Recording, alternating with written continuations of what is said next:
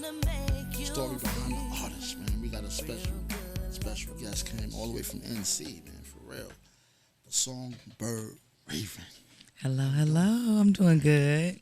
Yes, first and foremost, I love your music. Thank you so Have much. some real dope music, and I hear more of like a soul. Like you, did you ever sing in church or? Yes, I still sing in church Oh, now you too. still sing in church? I knew I Yeah. was right. I'm like, yo, you got that, like, I love it. And you make good music.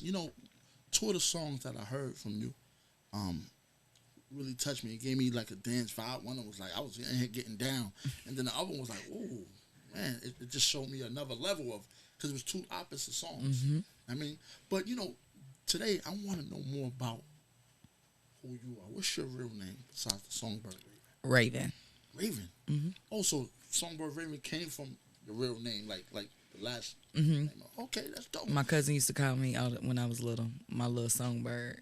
Ooh, Yeah, so nice, nice.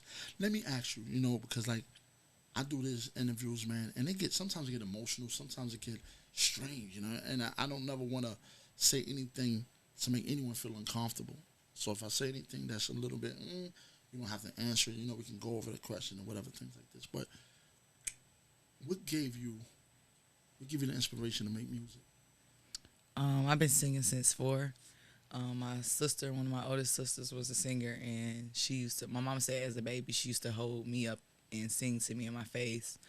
But being around her, watching Apollo, listening to music, we kind of always been around music or hearing music, so that's what made me really want to sing. Can you go back some? Like, when you was born and raised, mother and father together? How many siblings you have? No, my mother and father was together, and I'm laughing because my family know that I can be serious, but I tell a joke in a way Yeah, dope. Okay. because it's Just comfortable. Right. But my mama left my daddy when I was 2 months old, so I was born in Sanford, North Carolina. Okay. So 2 months after that, she was gone to Greensboro, and it was a dub for him. Oh wow! So daddy raised the kids, or mommy? No, my mama raised me Okay. for a little bit.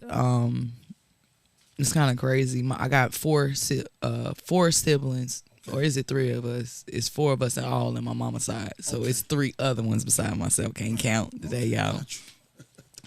But my mom had some drug issues, and my uncle ended up getting custody of me when I was 4. Oh, wow. But my mom was still always around. Okay. And coming up as a kid, how could you describe your childhood? Was it complicated for us? Like you said, your mom was on drugs. Was it hard for you to like with schooling and just participating in activities? Like, was you into anything like Girl Scout or ballet, or what was you into? What was your childhood like? I just always wondered why I didn't know why I wasn't around my mom, or I didn't really know until I think one day, I don't even know how old I was. I actually saw my mama purchasing it from a god brother. So then it all kind of made sense that this is what my mom is doing, and this is why I'm not with her. But like I said, she was always around. Like, even though she was on drugs, she still worked. She still was around. She still tried to take care of us the best way she can. And then she actually did end up getting off drugs and Oh, so taking care of me. nice, Yeah. nice. One of the things I always ask, even was you someone that got along with your brothers and sisters, or was you how was your relationship with your brothers and sisters coming up? I'm the baby. Oh, you the baby. But this one So over here smart. that's here with me, they said she used to beat on me and Oh. push me in. Big sis here with you. Yeah. Okay, big sis. They said Blow her up. Go ahead. they used to push me in baskets and stuff. Oh, okay. And Okay. but I'm tough, so it made me be a little tough. So they used to rough me up to make me tough. Oh, okay. Nice. She lied. Big sister's back like she lied. Yeah, but I will say, on a serious note, because coming up and going through certain things, because one of the things we all deal with trauma in some sort of way. Was there any of that going on in your household, or as far as with you yourself, like just dealing with trauma? Yeah, wanted to be with my mom a lot. Like, like I said, I didn't really know until I got like probably 10 what was really going on while I wasn't with my mom. All I remember is being snatched away from her at 4 and then going to the foster homes for about 2 months and then finally being placed with my aunt and my uncle.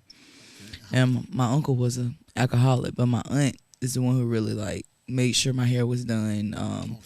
Made sure I went trick or treating, and she's passed away. She was like a second mom to me, and she was my mom's best friend. So it was kind of hard when she decided to leave my uncle. That's what made things really worse. Because like I said, he was an alcoholic. Then I would get a whooping for anything. Like every other child, I had to come in before the street lights. I've been knowing him since I was 4. That's my son's dad. / my boo-boo.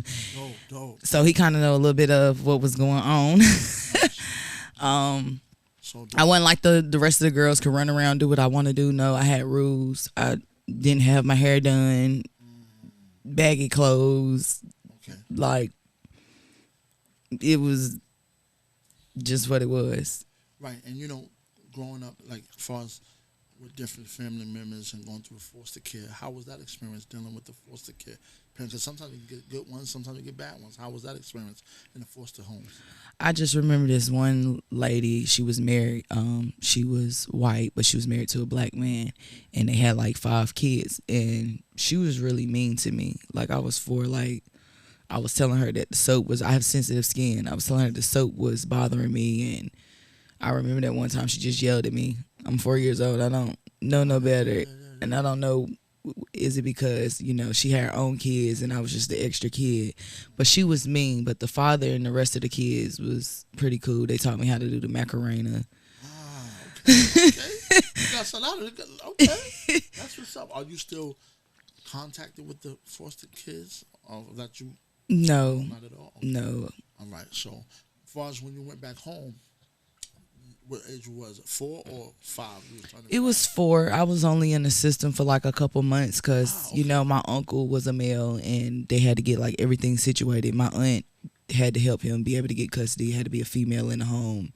So that's how they ended up getting custody of me. And like I said, even though my mama was going through her challenges, she was still there. I was still able to see my sisters, and because I used to stay at my sister Teresa's house all the time. Like once my uncle really started turning to an alcoholic, we like to come to your house because we could do what we want to do, okay, yeah, big sis house. Here we go. Yeah, it was, but you did. Y'all made me tough though. It's all right. It's all right though. Even going through that, and how was your schooling? Like your high school, PS. How was schooling? Did you go through? I love school, for real. Like, I love to read. I always, and I'm still this way as an adult. I try to excel. In anything that I could do. A geek. I wouldn't say that I was popular in no type of way. I always said that I was a geek. I had the little ponytail, glasses, the average kid running around. Still believed in staying in a child's place. And I sung. So the only recognition that people can really say is I've been singing like literally since a kid, like talent shows in elementary school. My first talent show I was singing I'm Going Down 3rd grade by Mary J. Blige. Wow. Yeah. So like. Right. So this singing thing is a gift, more like a talent. It's more of a gift. And healing. Yeah, because that's I think one of the things even having a difference is knowing the gift and the talent. A talent, anybody can become talent. Right. A gift is actually born with you, like something that you do. Right. So you have a great talent. And in the midst of doing your music, when did you start really finding what you wanted to do as far as this music career? Was it something that someone told you, or like your moms or your family got you into these plays, or the sort of activities for you to say, yo, this is what I want to do? Or you knew from a young age this is what you wanted to do? From a young age, because I've been in chorus, all county chorus, madrigals in high school. Like I've always been in something dealing with music. What did stop me was I did end up getting pregnant with my first child at 14 years old. So I became a teen mother at 15. At that time, my mom went to prison again, and then my son's dad did some time, had went away too. So it was kind of like music is on the back burner. I knew I needed to graduate because I didn't want to be another statistic, meaning I didn't want to be another teen mom that didn't have no education, that ran the streets. And then my son was a NICU baby. So I had to grow up. Warm it up, yep. Yeah. And by you going through that and having to take on this responsibility, at that time, who was your support system? Your son's father was away and your mom was away, so who was there to hold you down? Or you didn't have that support? My teachers. Teachers. And my counselors. Oh, so dope. So at that time, was you seeing a therapist or anything? Or somebody to help you cope with certain things that you was going through? No. Or you were just I was just dealing with everything. I still say this today, the best revenge is success.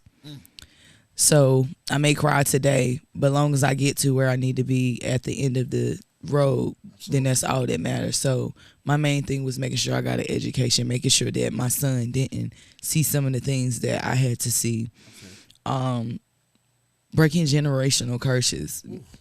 So like, I was the first one out of my 4 siblings to graduate with a high school diploma. Oh, so that was like, I just felt like I had to prove myself with a lot. So I didn't have time to think about all that. So, carrying all this, because sometimes these things, they have a saying, stress is the number one cause of death. Do you agree to that? Like, stress can kill you? Oh, yeah. So one of the things, you carrying all this pressure, and you at a young age, and I'm not saying you didn't have the structure there, but did you have somebody to give you some sort of structure to help you through your path, or you just had to figure this out? I just had to literally figure it out. Wow. So, all right, going through that and trying to figure it out on your own. Because, like I said, I didn't have a mother, and one thing how can my mother be a mother to me when she didn't know her mother? She didn't have a mother figure. Her dad raised her. Okay. Her great grandma helped raise them, and she got 2 brothers. So, with that being said, you can say you had your first at 14, your baby at 15, right? Mm-hmm. How was that struggle for you, not knowing or having the right tools to even raise a baby, and you were a teenager? How did that work out for you?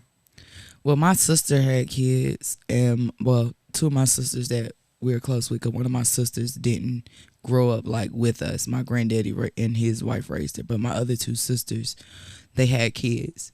So, and we like probably 4 years gap between some of us. Wow. So they were more like my cousins. And then, they were still in their young age. So when they go out, I'm the oldest, so I got the kids. I don't care because I got freedom. I ain't dealing with my uncle being on his alcoholic mess or worried about getting beat for no reason because he want to drink. It was just like a peace of mind. So at the same time as me watching them, I'm learning little stuff or just seeing. And then I was in like little teen programs about learning how to be a mother. So I was like in little Lamaze classes and parenting classes and just getting as much access that I can get. Okay. And then I think that's so dope. Did that work out for you? Like, was it a help? Yes. Found that a help. So your second child came about. What age was you at the time? Your second child. 20, I do believe. Okay, 20. So at this time now you got a little experience because you had your first one. Yes. So now this one was a little more easy, or was it complicated as well? As far as the support and people being there, as far as the. My mom was home. My mom, she at that time been off drugs for a while. I had help. Okay. With instead of just me with my son all the time, I had help with her, and that's when I had really started getting back into music. So from 17 until about 20, that's when I started working on what would you say, artist development. I was going to open mics. I was being in competitions. Everything a judge would tell me one week, I would come back corrected next week to really just gain myself. I started finding myself. I'm like, these glasses gotta go. It's time to start dressing as what I want to be. Me and Tierney. At first it was like, oh, we get drunk, we can drink, we can party. But then, like I said, seeing those artists on stage and seeing how they took it serious, it kind of gave me hope. And it made me feel like just because I got kids don't mean I should let that hinder me if this is something I love. Absolutely. Absolutely. I have to agree with that. And, so when the second baby came about, if you don't mind me asking, was it the same as the first baby? Was it the same? No. Two different. Okay. My first child's father was still in prison at the time. So the second baby, was he there present as far as raising you? He was there, but he was an abuser. He was an abuser. Wow. Mm-hmm. Okay. So even in the midst of that, right? So when you say abuser, like, did you experience like domestic violence? Right? Was it the hard, like, what's your level of DV? Because DV is a big thing.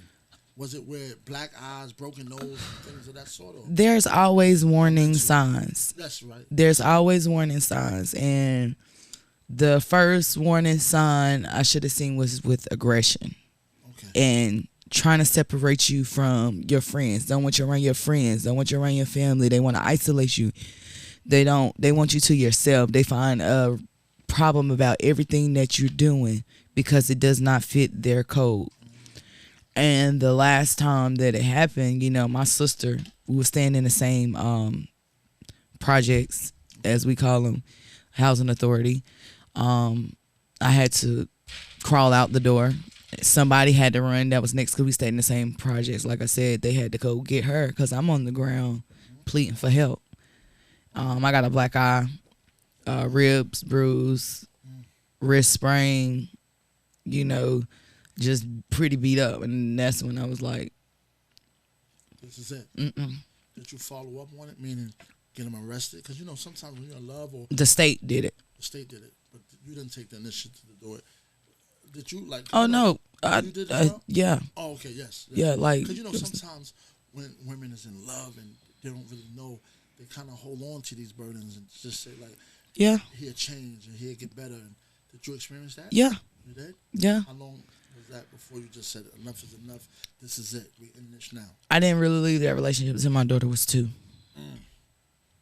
So, prior to pregnancy, going through mental and emotional abuse, some physical abuse, and then it just got enough to where I couldn't deal with it. Couldn't deal with it. And he still tries to be like controlling in a sense. So I kind of like don't have nothing to do. He don't want to do nothing. And I had some situations that arise like in this year because of who they are. Okay.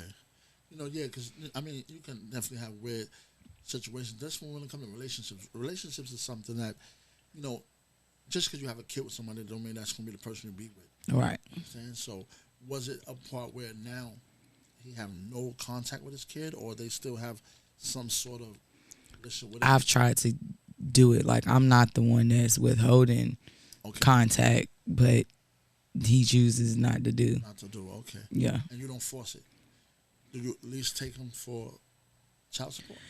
He's supposed to pay $50 a month. Right. And I don't get it. Okay, wow. So, but I don't pressure it because I feel like at the end of the day, I'm a mother and y'all laughing, but I'm just being straightforward, like, because at the end of the day, people gonna judge you regardless or whatever. You said they laughing? Why do you think they laughing? No, like some people, they laughing because they like, she really just said this. But who cares, The story behind the artist. They know, but I'm a mother. And this kids didn't ask to be here, so that means regardless if the father or whoever is supposed to be here or supposed to be here is not here, don't mean I have to stop my job. At the end of the day, that child still has to eat. That child still needs clothes. That child still got stuff you got to pay for school, and God will always provide. That's what people fail to realize. Like, God will always. I had to even tell my worker because they try to cut my little food stamps off because I ain't even, know where he was. I'm like, I don't know where his address is. He won't give it to me because he don't want y'all coming after him for that $50. So, and I'm like, shoot, I ain't been seeing this, so what difference is it gonna make to me? Absolutely. One of the things, going through these things, do you feel it helped you to become the woman you are today? Yes. And can you explain it, like, far as your growth, like, how you may have seen things before, explain the difference how you see it now. Like before, you probably had the attitude of like, "Oh my God, why didn't I help him? Why didn't I hear woo woo?" Now it's more like I don't give a not saying you don't give a fuck, but whatever they choose to do is on them. Right. You know what I mean? That's they. So I used to look for love. I just wanted to be loved and I just wanted to be accepted. So I tolerated a lot of stuff that I probably shouldn't have tolerated in my life. And that's not just with relationships, that's family, that's friendships, that's whatever. And I didn't know how to say no. okay. And I've lost a lot on the back end, just emotional, mental, physical. So it has helped me become the woman that I am today because I'm tapping in more of myself. I'm able to say no. I used to care what people would think. I don't care no more. That's they like I probably wouldn't have said some of the stuff that I'm saying now if I wasn't comfortable in the skin that I am in now. So it's helped me self-awareness, self-love, have to love myself first. And I definitely have been walking in loving myself more. Like I just don't, now I don't tolerate nothing. Right. Do you see the difference in your relationships as far as with men? Like far as, because before you said you was looking for love. Like what's the difference now? Is it more like, okay, as soon as he fuck up, he out of here? Or, we working on it? How do you look at, because, sometimes you can take these things that happen to you in your past and you can carry it. And that can destroy things as well. Because sometimes we stop our blessings for things that happened before. Right. I mean, and a lot of us take these things into new relationships. So do you find yourself doing that, or have you ever done that? I try to still give you a chance, but behaviors, if you start seeing the pattern, I ain't got time for. And I'm at a type where I've really had to be on my own so long in my life. I be damned if you do and I be damned if you don't. Like at the end of the day, because I'm gonna make it work regardless. And like I said, revenge is the best revenge is success. So once you see that, I ain't gonna sit here and cry and keep moping about this. No, I'm gonna go do a show. I'm gonna put them emotions in my song and I'm gonna have a good damn show. And then when you see me on the billboard somewhere, you gonna see that, hey, I could have had this. This could have been me if I could have been on that wave with this person. So that's how I just look at it. Are you big on forgiving?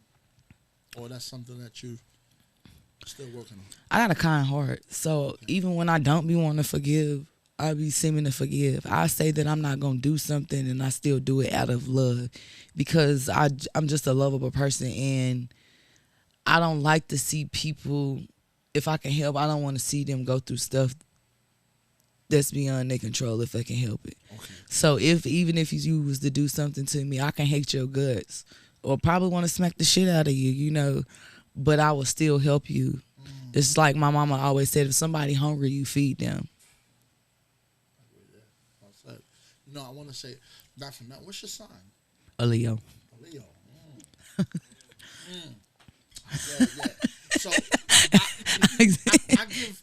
The reason why I asked the sign because a lot of people like my Juju. She hates when I ask this because she just think it's the weirdest shit. But I think a sign give you an introduction of someone. Yeah. Just behaviors, traits that it follows. Most signs. Like I like to talk about Taurus. I think we're the most loyalist, most determined, strong-minded people on the planet. You know what I mean? But we give you it all. But once you cross that, we can get really, we can get real bullish. You know what I'm saying? Yeah. You think of a bull. A bull, it's like, it's just the traits of a person. I mean, Taurus, to me, I think we good people. It's just, we don't like the bullcrap. You know what I'm saying? Don't come straight forward with us. You know what I mean? Because we straightforward. But I think it just gives you an introduction of someone. And the reason why I asked that sign is because what could you say to someone that's just meeting you if they ask you, tell me 2 good things about you and 1 bad thing? What could you say to them? What's the 2 good things and 1 bad? My attitude could be a bad one. Okay. Because I try to, like Tupac said, I ain't no killer, but don't push me. Okay. Once I snap, it's over. Ain't nothing you can do. It's over with. And sometimes you might get a calm snap, and that could be the worst thing that you can do because a lady caught that with a drink in her face, and it scared me because I was so calm. But damn, a drink in her face of a calm one? God damn, all right. Well, so that's the bad one. That's the bad thing. The good thing would be that I'm lovable, and I'm very caring. Okay. And, I tell, far as This one is a little kind of like left field. As far as a young lady that already had her two kids, got a little experience, this and the third. Did you ever get to that dark place where you just said, "Fuck it all, I'm ready to end it all. Fuck it." Yes, and I got 3 kids. You know, my youngest is 3. You didn't get to the dark way, right? Yeah. Yeah. I had a moment, and I'm not gonna lie, I had to be checked in behavioral health because I attempted suicide. Right. And a part of it was me going through the domestic. I didn't know how to handle all that.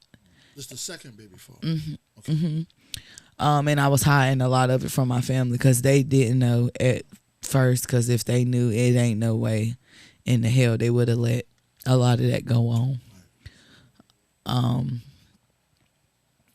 So yeah, I took some pills and I tried to go bye-bye.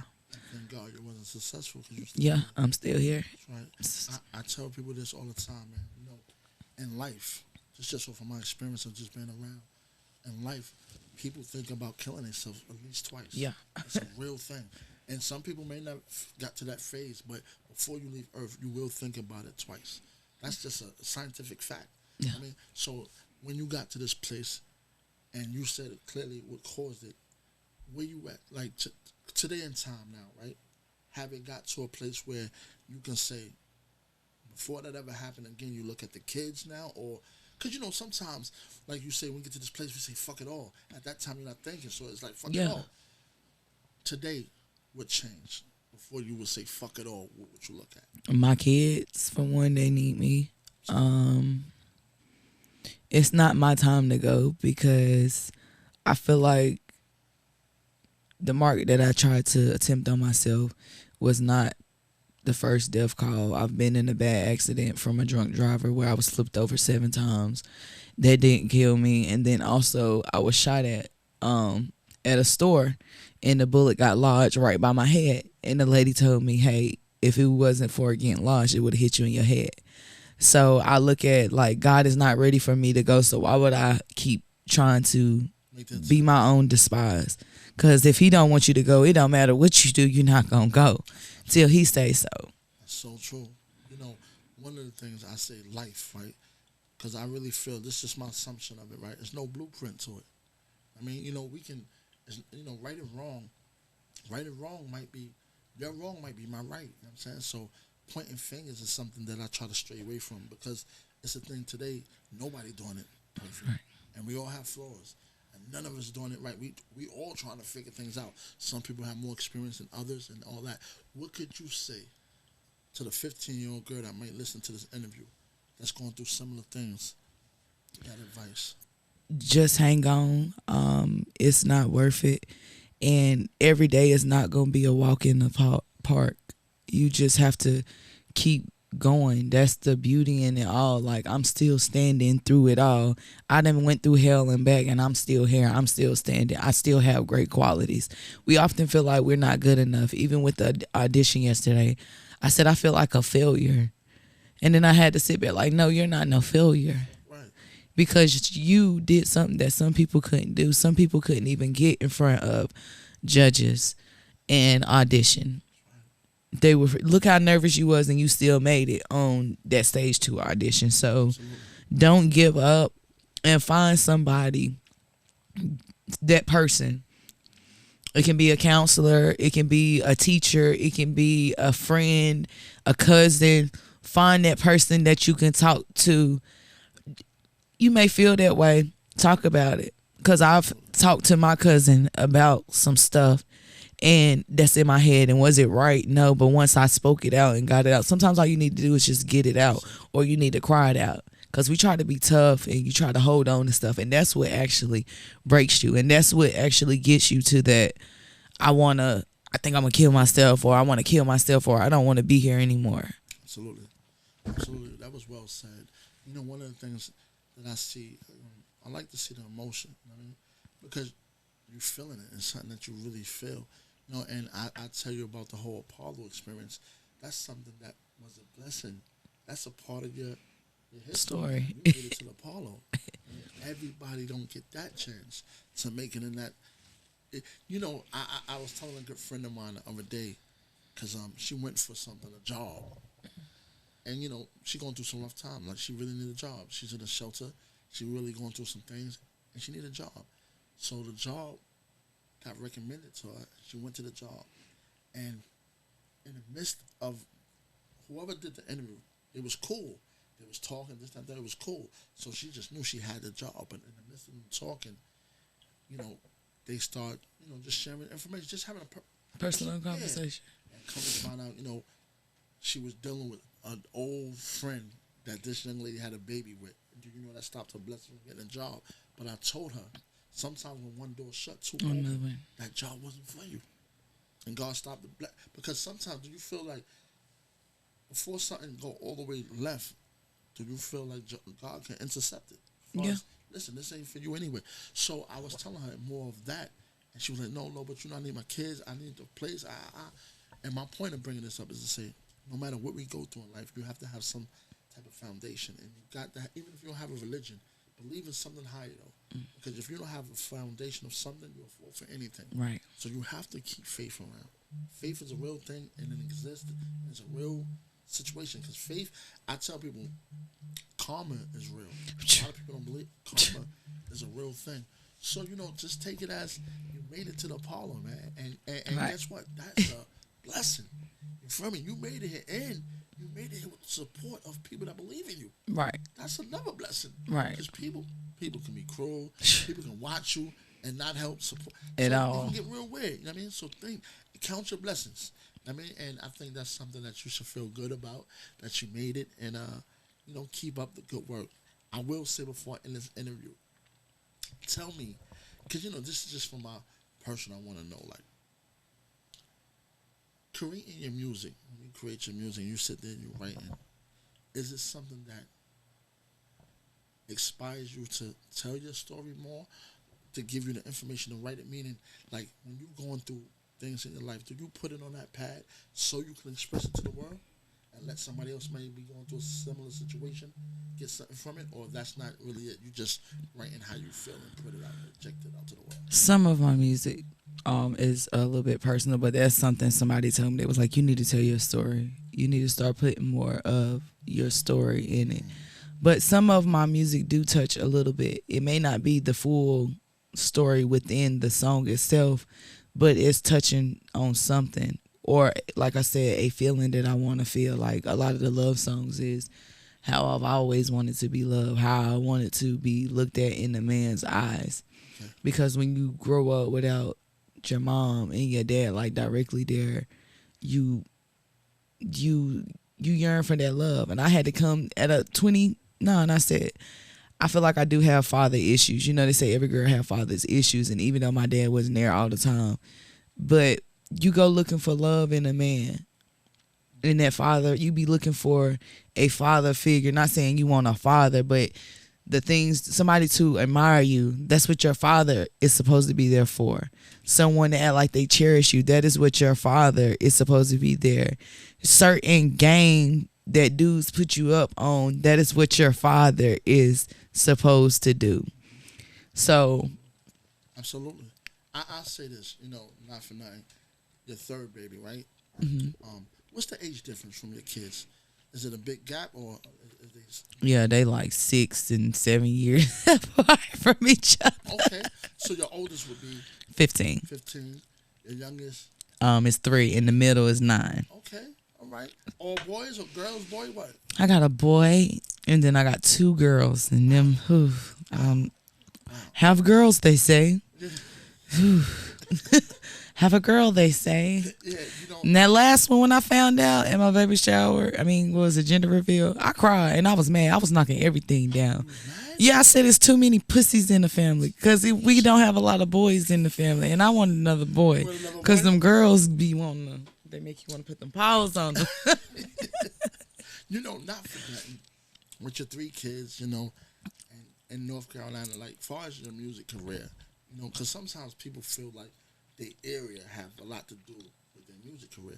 Do you experience that? Like, where you at? Like, some people feel they got to be in the source. Like, I got to be in New York or L.A. or what. Do you feel where you at stagnated your career in any sort of way? North Carolina, we don't really get a lot of attention until we move. If you notice, like Anthony Hamilton, a lot of the artists, they have to move to different areas just to be recognized. So I say a little bit, but not really, because I done been to Louisiana under the Songbird Raven just singing cover tunes. So it's all about networking, like coming to New York, networking, meeting you. It's networking because you might have a venue, but like, look, Rave, we need an artist down here. Can you come down here? So it really didn't. It's just all about branding and getting people to jump on the wave. Absolutely. What is it time for me to expand from Greensboro, North Carolina? Absolutely, because I feel like I've grown. 13 years, I've grown, and there's not many live entertainment businesses around anymore. So yeah, it's definitely time for me to find somewhere else. Not meaning I have to jump up and go move to Atlanta, but making some connections to where I can make my residual. Yeah, absolutely. And not for nothing. I mean, I want to say, do you have like multiple albums out there right now, or? Yes, I got like 3 albums and a multitude of singles. Dope. I got a Christmas single. I'm actually working on some new music that's gonna be coming out this year. So it's probably gonna be like a little EP, but I'm gonna get some new stuff out.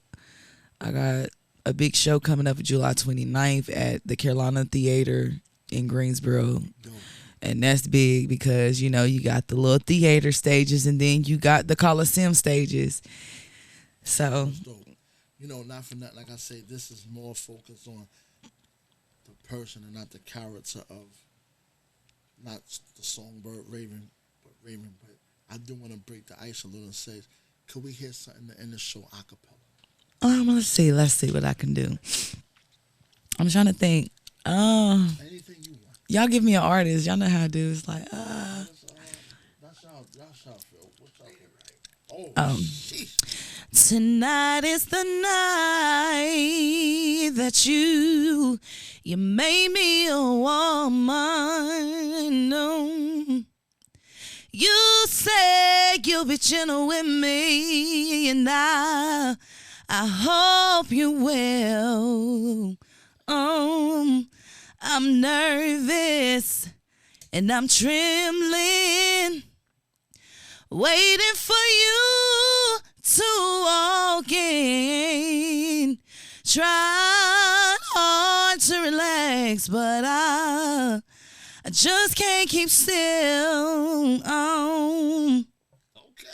Let's give it to her, goddammit. Let's give it to her. Thanks again. Thank you. Songbird Raven, the artist behind the story behind the artist. You did a great job. I love the interview, and it was dope. Thank you so much for having me again, Drew.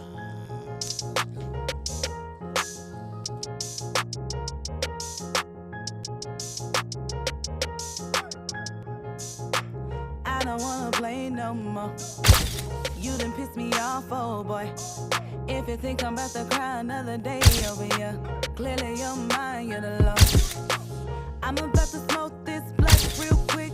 All your stuff here, I'ma toss that shit. Add a little bleach to clean that shit. Cause baby, I